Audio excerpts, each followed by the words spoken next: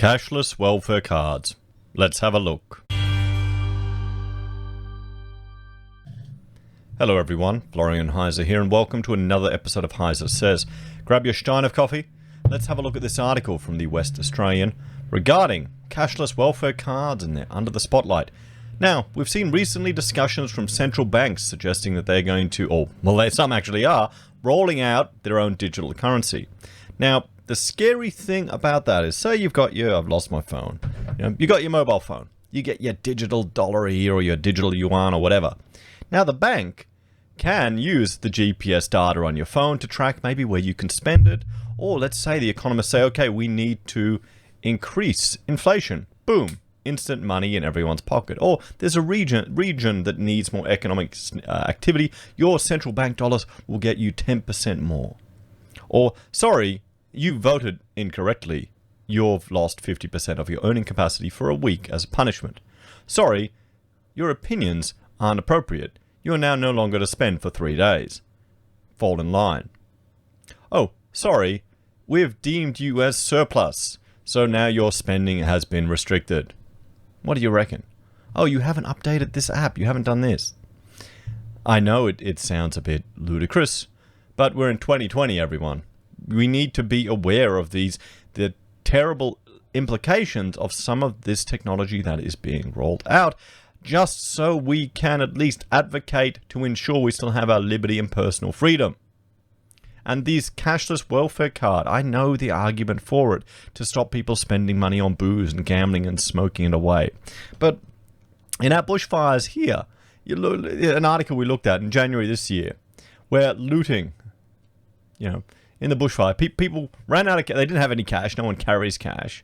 And the FPOS system were down. So what were they doing? What were good Australians, good Aussies doing? They were robbing petrol stations.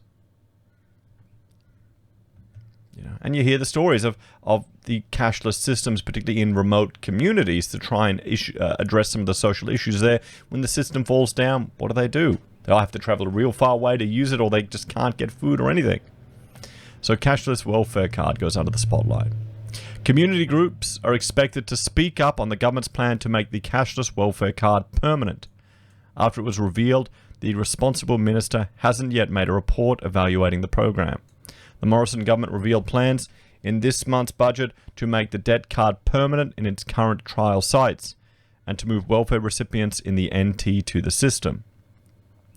Legislation cementing the plan is before Parliament, with a Senate inquiry to put it under a microscope next Thursday. What do you think about this, guys? Because this is, it's not like people are going to Centrelink and getting cash out. People are getting it transferred and just using their debt card, but they have the ability to spend the money on stuff they want.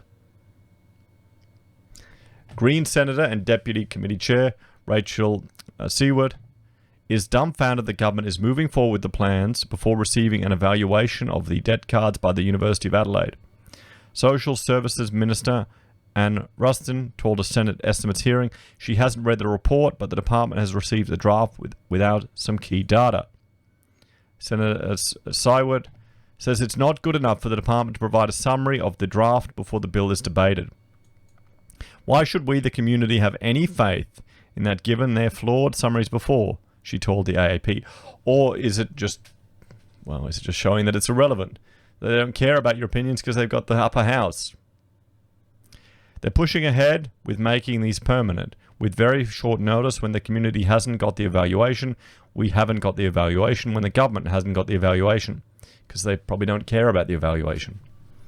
Taxpayers won't know how much making these cards permanent will cost, as it's a commercial deal.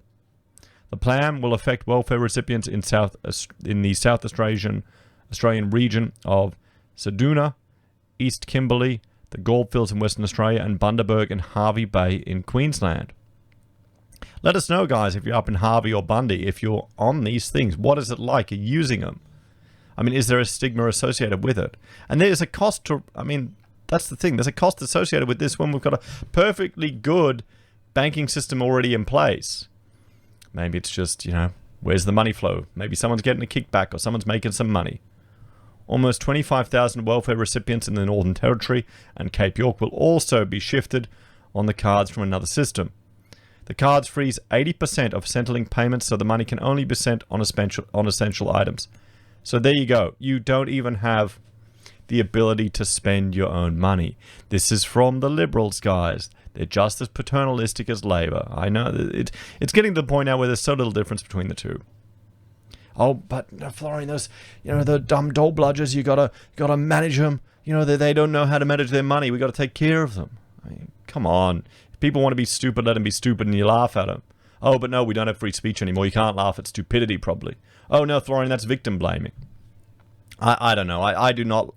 I understand exactly why they're doing it. I understand 100% why. It frustrates me seeing someone on government support just piss all their money away. But 80%, it means you can't pay off debt. What if you wanted to pay off debt? What if you said, you know what? I'm just not going to eat this week. Stuff it. I'll fast for a week and I'll take that money and I'll pay off that credit card because I'm going to take control of my finances. Or I'm going to make a difference to my life. Can't do it now. No, sorry. Government says no. So yeah. This will just worsen the poverty trap. It prohibits people from spending money on alcohol, drugs, and gambling. Senator Sywood says it takes away people's sense of control. Well, yeah, I mean, yeah, she's right. She's been told about many issues with the scheme, including rent payments being delayed, resulting in being an issue people have to manage. The card not only attracts stigma, but excludes people from making big purchases with cash. It's people on low incomes that are more likely to use cash because they need cash for a second-hand economy. So you're excluding... well, that's a good point. You're excluded from that as well. That's a very good point. I didn't even think about that. I was going to buy a new scale. My Fitbit scale's broken. And of course I'm going on Gumtree to try and find one for $50. There you go. An independent study of the cards from earlier this year found the cashless debt system does more harm than good.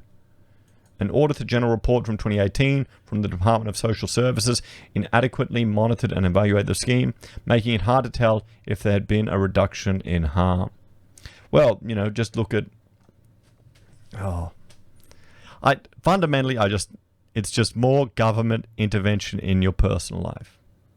It really doesn't sit well with me. What do you think, everyone?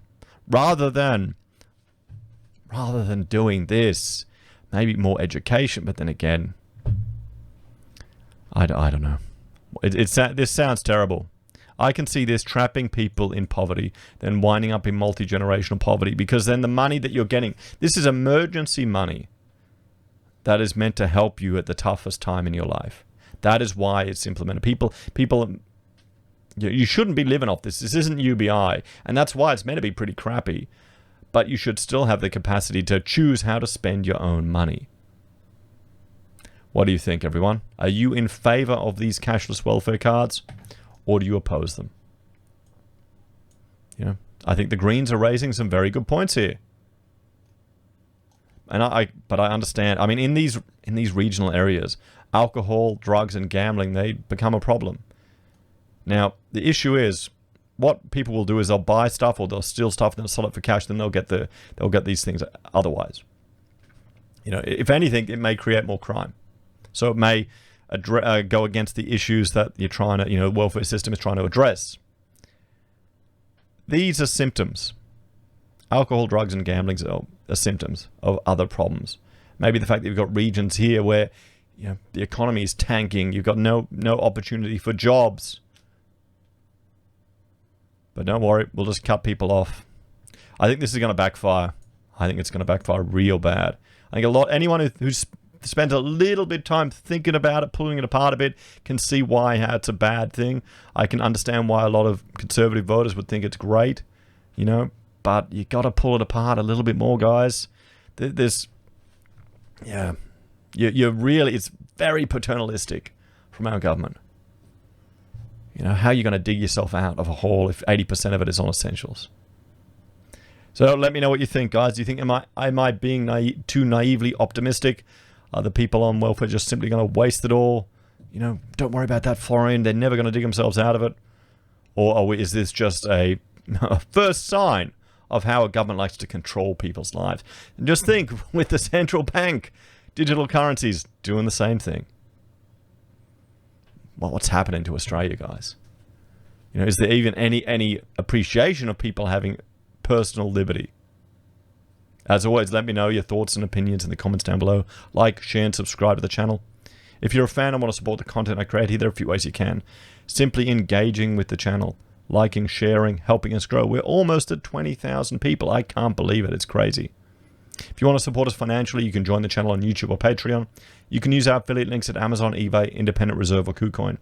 You can buy merch from HeiseSays, use Gold Pass from the Perth Mint, or support us via PayPal. Take care, everyone. Have a great day, and I will see you all in the next episode.